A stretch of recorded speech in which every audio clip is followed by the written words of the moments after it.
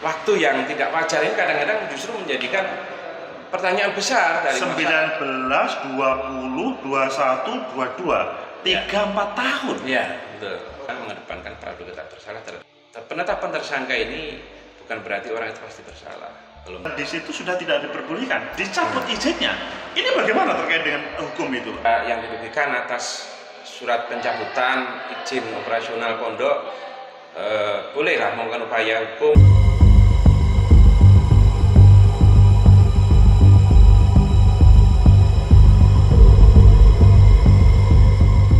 Assalamualaikum warahmatullahi wabarakatuh.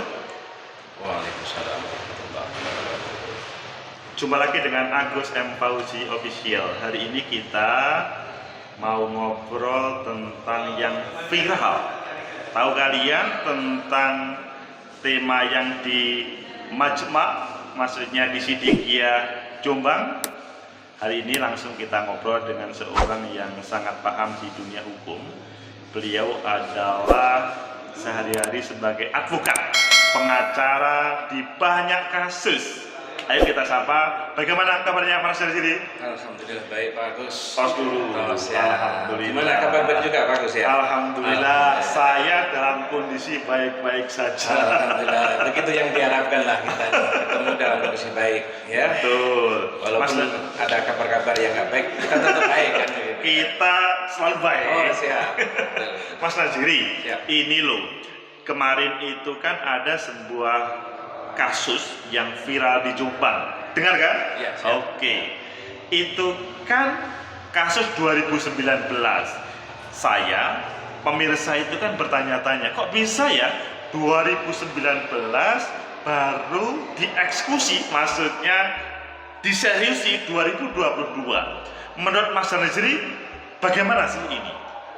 Ya, memang dalam proses penanganan perkara, teman-teman polisian itu ada tahapan-tahapan Pak Agus. Jadi mulai dari pengaduan, kemudian dilidik, dilakukan penyelidikan, sampai kemudian dinaikkan menjadi penyidikan, itu memang butuh waktu ya. Nah, memang ketika waktu itu terlalu lama, ini menjadi kadang-kadang menjadi pertanyaan bagi pengadu maupun masyarakat. Kenapa sekian lama baru ada penanganan yang serius, Bang? Kan pertanyaan-pertanyaan begitu kadang-kadang muncul kan. Betul. Begitu. Nah, mungkin juga dalam konteks penanganannya mungkin masih mengumpulkan alat buktinya ataupun keterangan-keterangan dan sebagainya. Tapi dalam hal waktu yang tidak wajar ini kadang-kadang justru menjadikan pertanyaan besar dari 19, 20, 21, 22, 3-4 tahun. Ya, betul. 4 tahun lamanya itu. Jadi akan bertanya kan masyarakat, boleh nggak? Masyarakat semua akan bertanya, pelapor maupun bahkan pihak yang dianggap terlapor pun selama ini tidak ada apa-apa dengan perkara itu dan sebagainya. Banyak pertanyaan yang muncul akibat dari lamanya waktu itu, kadang-kadang seperti itu, Pak. Sehingga yang muncul kalau berbicara di media itu muncul dua pendapat. Di satu versi ini adalah pemerkosaan dan pencabulan, di satu sisi ini adalah fitnah. Nah, bagaimana menurut Pak Naziri sebagai orang yang sehari-hari di dunia hukum ini? Ya, jadi perkara ini kan orang yang mengadu atau melaporkan ini kan harus bisa membuktikan dulu dalam laporannya. Alat bukti yang kemudian bisa diterima minimal 2 alat bukti untuk menetapkan sampai minimal 2 alat bukti. Gimana? Jadi sebenarnya kalau alat bukti itu 4 lah. Ada 4 alat bukti, ada keterangan ahli, keterangan saksi, dan pengakuan terlapor atau tersangka itu. Itu menjadi keterangan ahli, keterangan saksi, terus kemudian pengakuan terlapor, dan maupun alat bukti yang sebagai bukti pemulaan, alat bukti yang sebenarnya. Ya, 4 itu. Terus jadi tapi ketika 2 alat bukti sudah ditemukan, itu dia cukup. 2 alat bukti sudah cukup untuk menetapkan tersangka terhadap terlapor atau tersangka tadi. Jadi bisa saja misalkan pengakuan sang pelapor dan misalkan keterangan saksi cukup ya? Cukup keterangan saksi, kemudian ada alat bukti kan begitu, saksi korban itu sebagai saksi, ditambah saksi kejadian barangkali ada, kemudian di situ alat bukti yang dimiliki atau dipunyai oleh pelapor. Buktinya apa kalau dia melakukan sesuatu itu, gitu kan. Juga nanti didukung oleh keterangan ahli. Maupun akan sempurna lagi kalau terlapor ini mengakui atas perbuatannya. Nah, itu baru sempurna yang luar biasa ketika 4 unsur alat bukti ini ada kan. Jika yang terlapor mengakui, sampai hari ini temanya adalah dia difitnah, begitu juga kelompok yang satu adalah pokoknya dia difitnah untuk menjatuhkan nama pondok atau nama yang lainnya. Ya, jadi wajar siapapun punya hak untuk pembelaan. Terlapor bahkan ditetapkan tersangka pun dia tetap punya hak untuk membela diri. Bahkan ditetapkan tersangka itu belum berarti salah. Nggak nutup kemungkinan di dalam upaya hukum oleh akibat penetapan tersangka itu seseorang atau warga bangsa ini boleh melakukan upaya hukum namanya pra-peradilan. Di pra-peradilan ini bisa orang itu tidak terbukti bersalah sehingga penyidikan harus berhenti kalau tidak terbukti bersalah. Berarti memang nggak terbukti kesalahan yang dituduhkan, yang disangkakan. Atau mungkin pra-peradilannya tetap kalah atau tidak dikabulkan gugatannya, maka nanti akan dibuktikan lagi di persidangan yang sebenarnya. Betul. Dan disitulah baru diuji salah atau tidak salah di situ.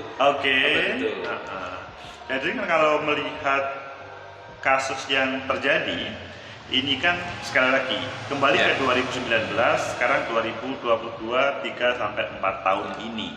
Dan sebetulnya pemirsa, saya sama Pak Naziri itu kalau ngomong pencabulan, pemerkosaan pasti tidak sepakat lah bahwa itu adalah sesuatu yang dilanggar, yang kita harus menjauhi, agama pun melarang. Namun kalau kasus seperti di Jombang ini kan berbeda temanya ya. Ini kan mungkin iya, mungkin tidak. Namun 2019 kemudian 2022 baru diproses yang benar yang sebenarnya. Apakah ini sepertinya para petugas aparat yang menangani itu mencari-cari sebuah alasan, ya intinya adalah pokoknya sampai ketemu selanjutnya berani memproses, atau bagaimana Pak Naziri? Ya, banyak perspektif akhirnya bagus ya dalam penanganan suatu perkara itu. Dalam perspektif penegak hukum atau aparat kepolisian, dia ketika ditanya oleh pengadu atau pelapor, kenapa sekian lamanya kok nggak ada tindak lanjut? Mungkin akan dijawab masih lidik pengumpulan alat bukti, full bucket dan sebagainya. Lidik pengumpulan alat bukti ya. Sebagainya, full bucket dan sebagainya, yaitu bagi pelapor mungkin akan mempertanyakan seperti itu. Sekian lama kenapa? Begitu juga bagi terlapor atau yang ditetapkan tersangka, dia juga akan bertanya-tanya. Selama ini loh tidak ada masalah apa-apa. Dan alat buktinya, semisal dalam kasusnya di kasus Jombang di Ponpes ini, maka terkait dengan pencabulan atau perkosaan seperti ini kan alat buktinya diantara tentu di situ visum jadi atas tindakan kekerasan atau pemaksaan. Kemudian valid datanya atau tidak, akurasinya. Jadi itu kan tentu yang diuji akan di sana. Perbuatan, benarkah ada pencabulan, benarkah ada perkosaan dan sebagainya, kan dari situ tuh juga nggak nutup kemungkinan akan dicari bukti-bukti lain yang terkait dalam perbuatan seseorang dalam melakukan tindak pidana pencabulan atau perkosaan itu. Diantaranya mungkin ini, jadi akibat dari suatu perbuatan itu, kalau namanya biologis itu kan ada katakanlah cairan sperma barangkali. Nah ini kan juga akan menjadi bukti di dalam peristiwa-peristiwa hukum tindak pidana perkosaan, pencabulan dan sebagainya. Pak Naziri, kalau ngomong visum itu berdasarkan pengalaman Pak Naziri mendampingi para teman-teman yang berkasus atau dalam berbagai proses hukum terkait dengan pemerkosaan, visum itu berapa lama? Maksudnya seseorang kalau dia misalkan ada pemerkosaan, visum itu bisa terdeteksi oleh taruhlah tim medis itu sampai berapa lama? Apakah misalkan 4 tahun seperti ini bisa terdeteksi atau bagaimana Pak Naziri? Kalau yang pernah dilakukan dalam upaya-upaya visum itu, hitungan seminggu aja mungkin udah hilang bekas itu. 1 minggu mungkin sudah tidak ada bekas. Iya. Jadi visum dilakukan oleh tim medis, maksudnya dokter, kemungkinan tidak mampu untuk mendeteksi itu. Tidak mampu karena akhirnya mungkin akan muncul dalam persoalan ini muncul banyak perspektif atau banyak tafsiran, debatable dan sebagainya. Apakah luka yang terjadi itu akibat perbuatan cabul atau karena jatuh atau karena satu peristiwa kekerasan yang lain, kan begitu Pak Agus. Jadi kalau ngomong 2019 kemungkinan visum bukan menjadi alat bukti dalam proses ini kalau begitu ya? Mungkin kalaupun itu dipakai alat bukti saat laporan dulu, saat peristiwa awal laporan itu aduan dilakukan, itu sudah langsung di visum biasanya. Kalau memang laporannya seperti terkait dengan pencabulan, terkait dengan perkosaan, tentu saat peristiwa pelaporan itu sudah harus lakukan visum terhadap korban-korban itu. Jadi akan dilihat Pak hasil nanti visum itu tanggal berapa visum ini. Apakah juga memang saat pelaporan itu sudah langsung untuk visum tentang akibat peristiwa kekerasan seksual atau kapan? Nah ini kan dilihatnya dari situ juga. Tapi kalau ngomong 2019 ke 2022 ya seharusnya mungkin 2019 itu segera dieksekusi, maksudnya diproses hukum. Betul. Jadi kalau memang itu menjadi alat bukti ya visum ya. Mestinya kan sudah kalau visumnya betul, akurat dan benar, berkesesuaian antaranya laporan atas tindakan pencabulan kemudian dilakukan visum sebagai prosedur yang dilakukan. Visum muncul, kemudian siapa korbannya, siapa pelakunya, siapa saksinya.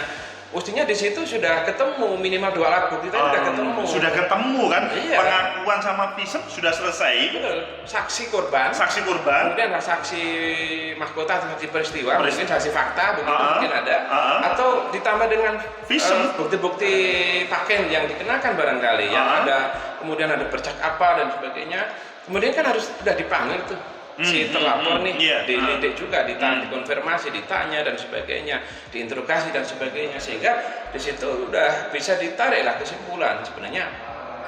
Kan ketika di situ penyidik ini masih kurang yakin atas laporan, kemudian bukti yang disodorkan yang dibawa oleh pelapor dan keterangan si terlapor juga mengingkari, maka dia kan juga harus menghadirkan bukti penguat atas penyelidikan dia, maka saksi ahli. Hadirkan saksi ahli tentang saksi forensik lah atau saksi ahli terkait dengan seksual, biologis dan sebagainya, mestinya kan begitu. Untuk menguatkan ketika si terlapor merasa tidak melakukan, maka tiga alat bukti, kemudian keterangan saksi korban tadi, kemudian saksi ahli. Ketika satu ini kan nggak ngakui terlapor tidak mengakui. Nah, ini kan mestinya kan 3 alat ini sudah harus dilakukan sejak awal dulu kan begitu. Atau mungkin ini karena sang terlapor, maksudnya masnya itu mungkin tidak pernah mau dipanggil oleh pihak kepolisian, mungkin begitu. Atau itu mungkin nggak terjadi. Bisa saja tidak kooperatif seseorang itu bisa terjadi. Ya. Tapi kan pihak aparat juga punya aturan main terhadap bagi mereka yang diundang, dipanggil, diklarifikasi atau dipanggil sudah pro justice, artinya panggilannya sudah berkekuatan hukum ini, maka dia boleh dilakukan panggilan paksa, penjemputan paksa dan sebagainya. Jadi kemungkinan yang terjadi itu adalah panggilan paksa karena dipanggil 1, 2, 3 kali ya kooperatif hadir. Itu mungkin yang terjadi ya. Pemirsa, itu yang terjadi cerita tentang kasus hukumnya ya. Dan selanjutnya sekarang kita tinggal mengikuti bagaimana proses hukum yang sebenarnya. Apakah nanti sang terlapor itu terbukti bersalah atau tidak lah. Tapi ini beruntutan dengan itu kok kelihatannya banyak orang yang sepertinya menghantam, menjelekan, menjadikan Pondok Pesantren Siddiqiyah itu sangat negatif. Agak jarang yang support. Kalau support terhadap situ kelihatannya ini tidak pro terhadap gimana Pak Najir kalau seperti itu? Betul Pak Agus. Jadi memang masyarakat kita ini punya budaya yang ini mudah menghakimi begitu ya. Dalam tanda kutip bahwa seseorang yang sudah terkena tersangka itu pasti bersalah. Ini jangan salah sebenarnya. Padahal kan ada tema azas praduga tak bersalah. Harusnya ada begitu. Masyarakat kita ini sudah terbentuk, termindset bahwa kalau orang sudah tersangka itu pasti bersalah. Nah sini ini sebenarnya pembodohan hukum. Di dalam proses hukum itu orang yang terkena tersangka itu belum tentu bersalah, karena di sana masih berhak melakukan upaya-upaya pembuktian. Ketika dia tersangka boleh melakukan upaya pra peradilan. Nah, tapi seperti di awal saya sampaikan, baru kemudian apabila pranya tidak diterima, tidak dikabulkan, baru upaya proses hukum yang sebenarnya.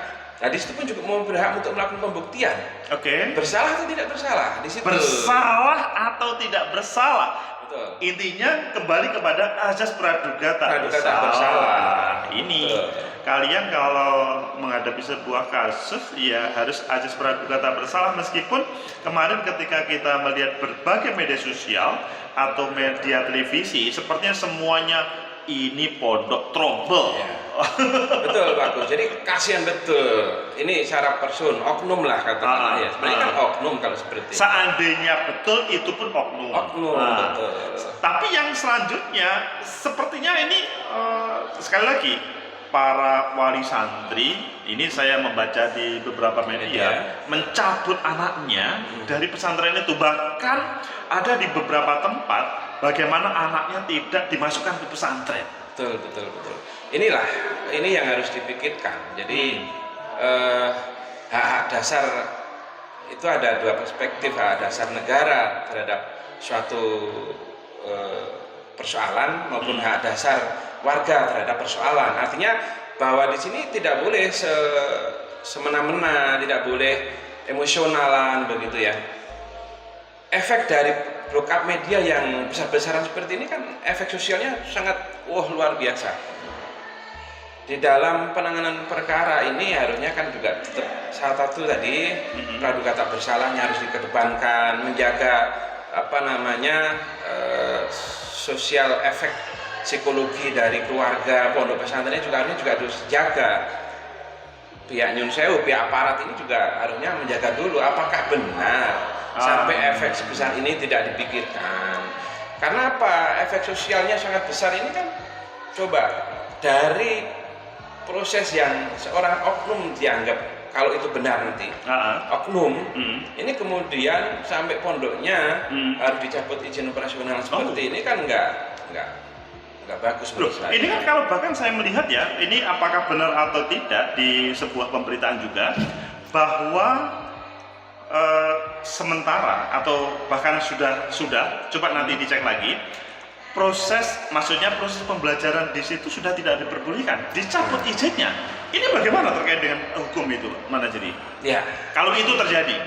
Betul, sebenarnya tentang ini kan keputusan pemerintah terhadap izin operasional dicabut.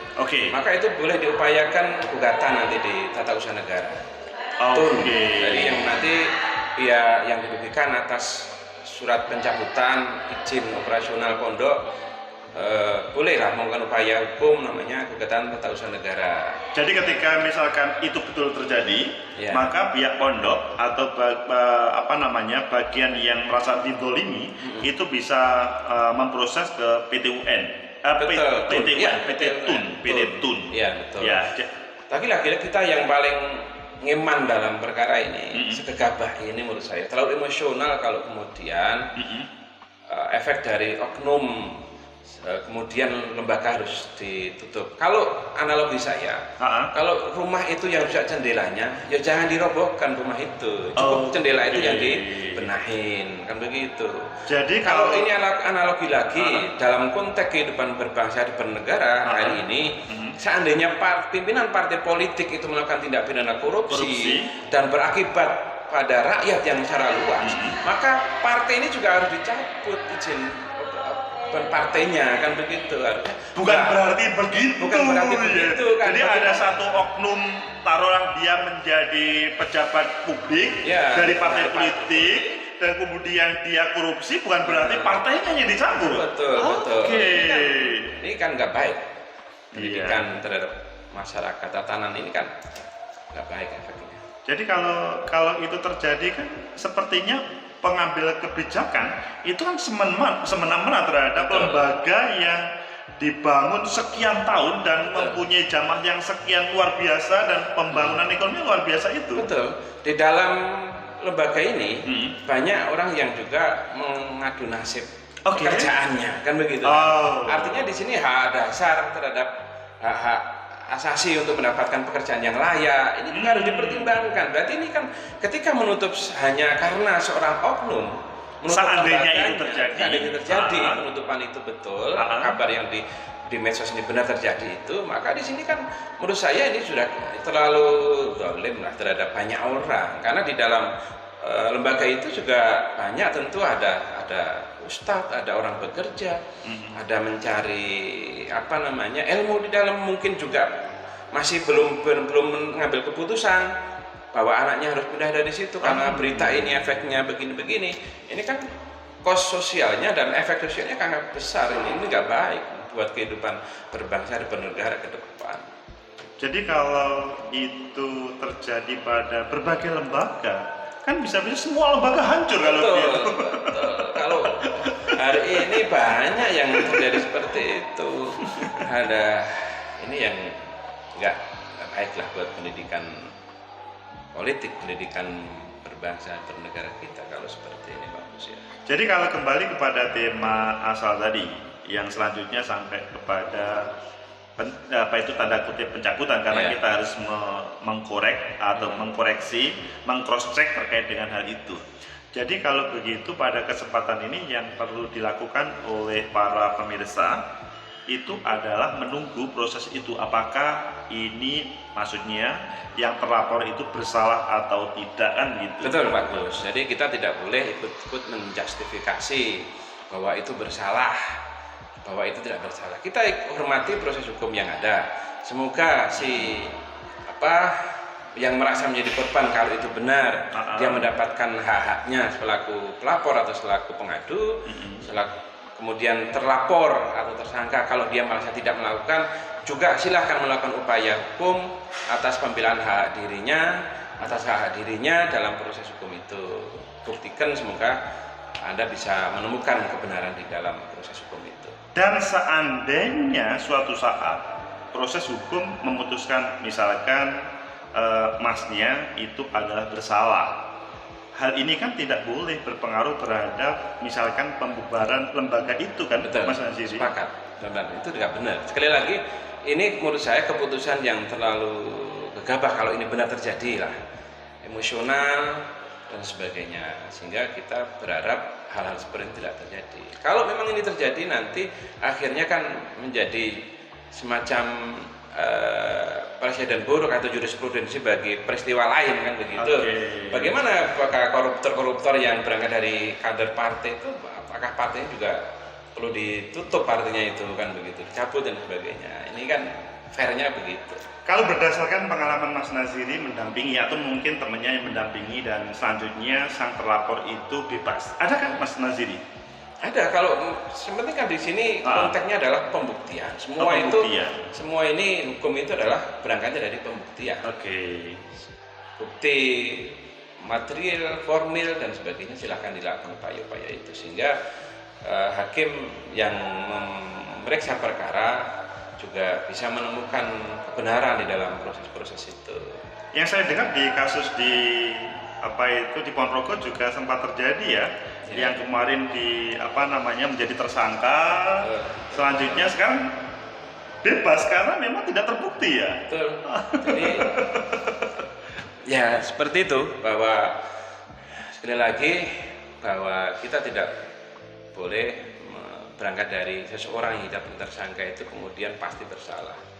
Jadi praduga tak bersalah itu mari kita coba belajar menjadi lebih arif, bijaksana, mengedepankan praduga tak bersalah terhadap suatu peristiwa hukum. Penetapan tersangka ini bukan berarti orang itu pasti bersalah, belum tentu.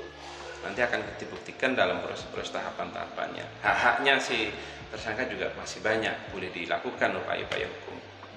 Begitu, Pak. Pemirsa, itulah terkait dengan obrolan kita yang lagi viral, Mas Beji. Mas Beji menyebut nama. Yang lagi viral di Jombang, ya memang pada saat ini diproses, maksudnya teman-teman aparat penegak hukum serius menanganinya. Semua media sosial fokus di dalamnya, televisi juga fokus, media cetak juga fokus. Tapi yang disayangkan adalah lembaga yang didirikan. Mungkin saya saya bukan bagian dari situ, tapi melihat ini kok luar biasa, ini yang harus diterima oleh sang pesantren atau torikot. Meskipun saya sendiri juga bukan torikot itu. Ya, sama Pak. Kita juga hanya selama ini mengikuti di media, cuman dalam diskusi kita hari ini kita mencoba menyorot dalam soal normatifnya. Ini tentu buat pelajaran kita semuanya. Semua berdasarkan azas praduga tak bersalah. Semoga bermanfaat. Ketemu lain kali. Like, subscribe, comment, and share. Sampai jumpa.